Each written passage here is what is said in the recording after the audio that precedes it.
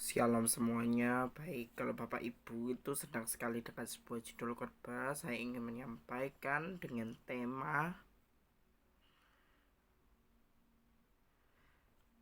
temanya ini cukup rumit ya saudara ya. Jadi perlu diperhatikan dengan baik-baik, dengan tema membongkar kristologi secara benar dan tepat sesuai dengan kebenaran firman Tuhan. Nah, kristologi sendiri itu cukup penting dalam iman kekristenan kita. Kristologi sendiri membahas tentang keilahian Kristus, keilahian Yesus.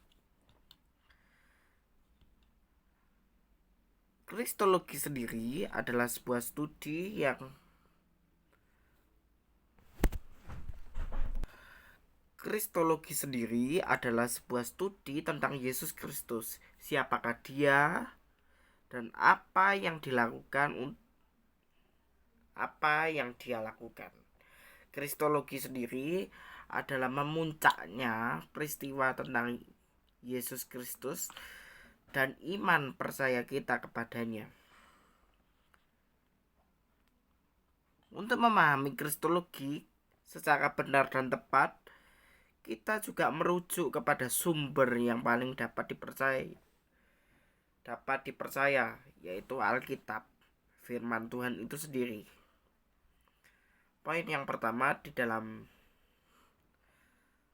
Yohanes 3 ayat 16. Karena begitu besar kasih Allah akan dunia ini sehingga Ia sendiri mengaruniakan anaknya yang tunggal supaya setiap orang yang percaya kepadanya tidak akan binasa melainkan beroleh kehidupan yang kekal. Nah, dalam konteks Yohanes 3 ayat 16 ini kita dapat belajar satu hal bahwa kasihnya begitu besar terhadap dunia. Dan Yesus sendiri adalah anak Allah. Yesus adalah anak Allah yang dikirim oleh Bapa untuk menyelamatkan dunia. Jadi, konteks ini adalah momen di mana kehidupan kita sudah diselamatkan oleh Yesus sendiri. Yesus datang ke dalam dunia mengorbankan dirinya sendiri untuk menebus dosa umat percaya. Ingat peristiwa Jumat Agung. Ingatlah momen-momen itu. Dia memasuki stasi atau station 14 station Via Dolorosa. Kita mengingat pengorbanan Kristus. Dia telah mengosongkan dirinya hingga taat sampai mati, bahkan mati di atas kayu salib. Dia adalah Bapa. Dia adalah Kristus yang telah mengorbankan nyawanya sendiri demi keselamatan manusia. Seringkali dalam kehidupan ini memang sulit saudara menjalani kehidupan ini. Tetapi percayalah bahwa Tuhan selalu senantiasa menyertai kehidupan kita. Yesus mempunyai misi. Satu misi ini untuk menyelamatkan semua manusia, karena tugas Yesus datang ke dunia. Ingat kedatangan Yesus yang pertama. Dia lahir ke dalam dunia ini sebagai seorang bayi. Dia umur 12 tahun sudah mewartakan Injil Kerajaan Allah di Bait Allah waktu itu, pada zaman itu. Nah, seiring berjalannya waktu 33 setengah tahun. Nah, Yesus itu berusaha untuk mewartakan Injil kerajaan Allah sampai titik darah penghabisan. Makanya dari momen-momen ini kita dapat belajar satu hal, bahwa kasih Tuhan sangat besar bagi dunia. Makanya dalam 2 Timotius 4 ayat 6, 2 Timotius 4 ayat yang ke-6, mengenai diriku, darahku sudah mulai dicurahkan sebagai persembahan, dan saat kematianku sudah dekat. Rasul Paulus sendiri mengajarkan kepada kita bahwa kita harus tetap kuasailah diri kita, sabarlah menderita dan lakukan pekerjaan pemerintah Injil, dan tunaikanlah tugas pelayananmu. Rasul Paulus sendiri itu mengajarkan kepada kita bahwa kita harus mau senantiasa hidup dalam rencana Allah dalam setiap aspek kehidupan kita. Makanya sebagai seorang pembicara, siapapun lah, entah itu pendeta, entah itu diaken, diakones, apapun, aktivis di dalam gereja pun, itu kita harus menjadi pembawa berita Injil yang baik, sebagai sebagai persembahan hidup yang selalu berkenan di hadapan Tuhan. Karena kasihnya selalu nyata dalam kehidupan kita. Kasihnya Tuhan selalu nyata dalam kehidupan kita. Poin yang kedua adalah Yesus adalah anak Allah. Poin pertama tadi, Yesus adalah anak Allah. Yang kedua, Yesus sendiri itu adalah Allah sendiri. Makanya di dalam Yohanes 1 ayat 1, pada mulanya adalah firman. Firman itu bersama-sama dengan Allah. Dan firman itu adalah Allah.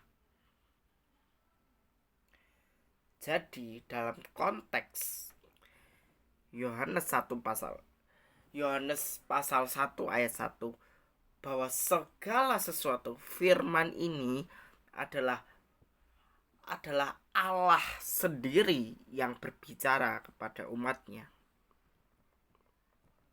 Yesus adalah firman yang menjadi manusia dan tinggal di antara kita.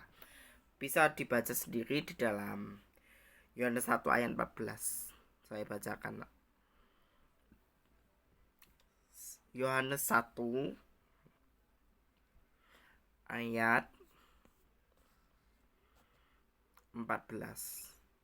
Firman itu telah menjadi manusia dan diam di antara kita, dan kita telah melihat kemuliaan, yaitu kemuliaan yang diberikannya kepadanya sebagai anak tunggal Bapa, yang penuh kasih karunia dan kebenaran. Nah, Logos itu adalah firman. Logos itu adalah artinya firman dalam bahasa Yunani. Bahasa Yunani sendiri terhadap firman Tuhan adalah Logos. Logos yang sejati adalah firman yang keluar dari mulut Allah. Karena di dalam Matius juga 4 ayat 4, tetapi Yesus menjawab, ada tertulis. Dia selalu ngomong, Yesus selalu berbicara, ada tertulis. Manusia hidup bukan dari roti saja, tetapi dari setiap firman yang keluar dari mulut Allah. Jadi logos itu berbicara tentang firman Tuhan. Jadi Tuhan yang berbicara kepada umatnya. Nah, poin 2 ini, Yesus dianggap sebagai Allah. Poin pertama tadi apa, saudara? Yesus dianggap sebagai anak Allah. Nah, poin yang kedua ini, Yesus sendiri adalah Allah. Dia telah berfirman kepada umatnya bahwa dia adalah Allah. Dialah yang telah berfirman melalui perumpamaan. Nah, seringkali Yesus itu bisa mengajar. Ya, memang dia sering ngajar, tapi dengan cara yang sederhana. Dia melakukan pemberitaan firman dengan apa? Perumpamaan. Banyak sekali perumpamaan yang telah Yesus ajarkan. Dan salah satunya adalah hidup yang selalu berkenan di hadapan Tuhan. Karena manusia itu hidup, ya kan? Manusia itu hidup bukan dari roti saja, tapi harus selalu taat kepada setiap firman yang keluar dari mulut Allah. Harus punya keintiman yang lebih kuat. Jadi kristologi itu adalah berbicara tentang Allah. Berbicara tentang Allah dan keilahian Kristus serta firman yang keluar dari mulut Allah itu. Manusia hidup. Kita sebagai manusia dalam menjalani proses kehidupan ini, baik yang dituliskan oleh Musa dalam Mazmur 90 ayat 10 bahwa masa hidup kami 70 sampai 80 tahun dan jika kami kuat itu 80 tahun. Nah, semuanya ini itu mengerjakan satu hal. Manusia hidup itu untuk mengerjakan keselamatan yang sejati. Keselamatan sejati adalah sebuah proses di mana kita harus selalu mau taat kepada Bapa sampai akhir hayat. Poin yang ketiga sekarang. Yesus adalah juru selamat. Yesus adalah juru selamat. Dalam 1 Korintus 15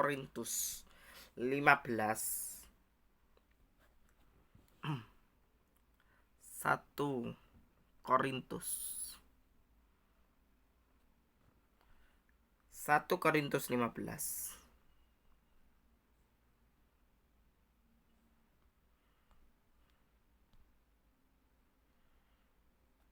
ayat 3 sampai 4.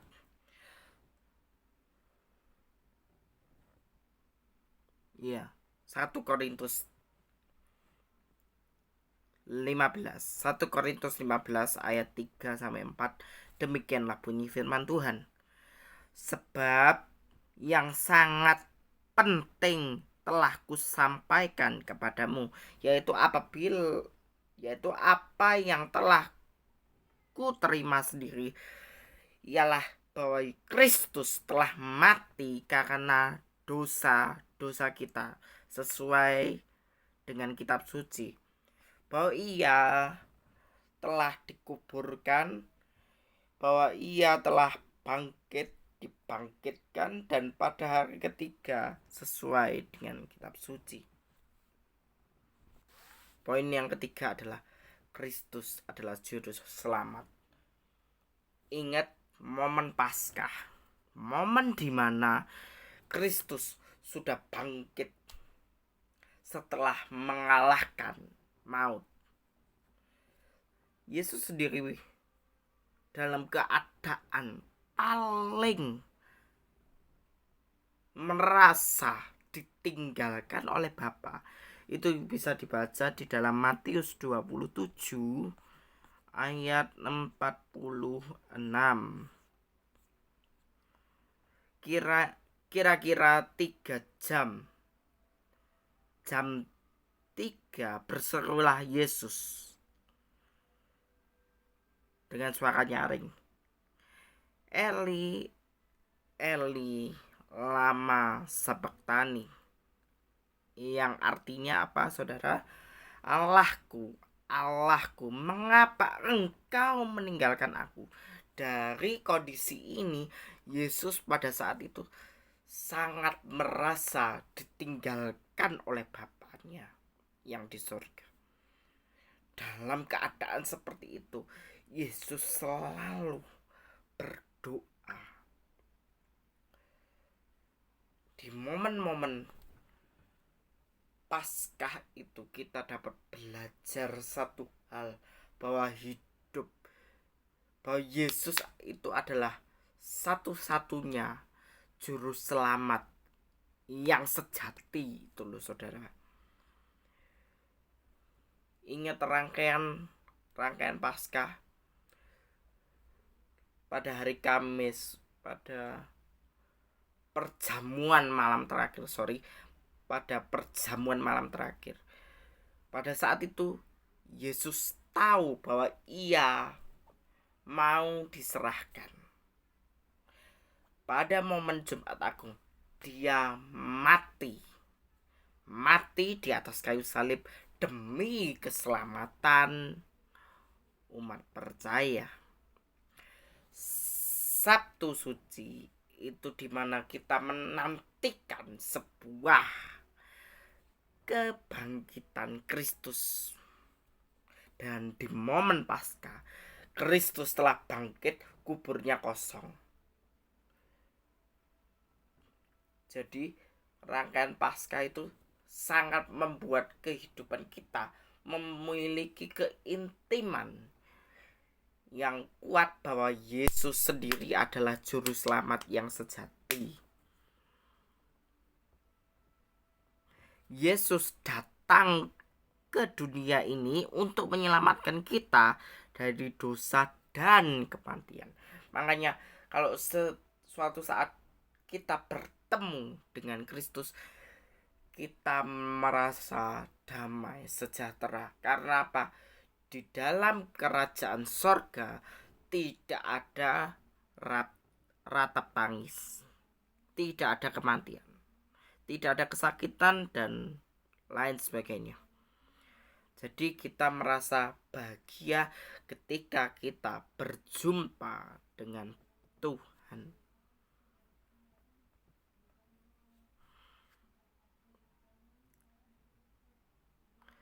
Dia mati di atas kayu salib untuk menebus dosa kita dan bangkit dari kematian untuk memberikan kita suatu kehidupan yang kekal. Kristus adalah suatu jaminan yang ajaib bagi kita, dimana yaitu Kristus adalah Sang Guru Agung, Anak Allah, dan Dia sendiri menyatakan dirinya bahwa Dia Allah yang hidup. Bahwa di momen-momen seperti ini kita dapat belajar satu hal, bahwa hidup kekristenan, kristologi yang sesungguhnya adalah Tuhan berbicara kepada kita agar kita mempunyai suatu jaminan kepastian bahwa kita dapat memperoleh kehidupan yang kekal. Poin yang terakhir, poin 4. Yesus adalah Tuhan dan Raja. Kristus adalah Tuhan dan Raja. Dalam Filipi 2 Filipi 2 9-11. Filipi pasal 2 ayat 9 dulu ya saudara. Itulah sebabnya Allah sangat meninggikan dia dan mengaruniakan kepadanya nama di atas segala nama, supaya dalam nama Yesus berketuk lutut segala yang ada di langit dan di atas bumi, yang ada di bawah bumi, dan segala lidah mengaku Yesus Kristus adalah Tuhan, bagi kemuliaan Allah Bapa. Nah, intinya saudara, bahwa Kristus sendiri adalah Tuhan, Raja, Guru, Nabi yang hidup. Firman yang hidup adalah berbicara tentang Allah sendiri yang berbicara kepadanya. Oke, ada 4 poin ya saudara dalam khotbah kali ini, dengan judul Membongkar Kristologi. Membongkar Kristologi secara benar dan tepat sesuai dengan kebenaran firman Tuhan. Poin pertama, Kristus adalah anak Allah. Yang kedua, Kristus adalah Allah sendiri yang berbicara kepada umatnya. Yang ketiga, Kristus adalah juru selamat yang sejati, juru selamat yang hidup. Yang keempat, Kristus adalah Tuhan dan Raja. Inilah 4 poin yang dapat kita pelajari, dan kita masuk ke dalam kesimpulan. Kesimpulannya ialah membongkar kristologi yang benar, tepat, sesuai dengan kebenaran firman Tuhan bukanlah tugas yang mudah, tetapi sangat penting untuk memahami siapa Kristus, siapa Yesus Kristus, dan apa yang dilakukan bagi kita. Dengan memahami kristologi secara benar, tepat, dan akurat sesuai dengan kebenaran firman Tuhan, kita dapat mengenal lebih dalam dan mencintai Yesus dan hidup kita dapat berubah sehari demi sehari sesuai dengan kuasanya. Inilah kesimpulan terakhir, bahwa membongkar kristologi yang benar, tepat, dan akurat sesuai dengan kebenaran firman Tuhan, bahwa kita harus hidup taat kepada Tuhan dan mengerti siapa Tuhan kita yang hidup itu. Kristus Yesus adalah satu-satunya jaminan kepastian untuk kita dapat memperoleh kehidupan yang kekal itu. Oke, sampai sini dulu saudara. Terima kasih, dan Tuhan Yesus memberkati kita sekalian. Amin.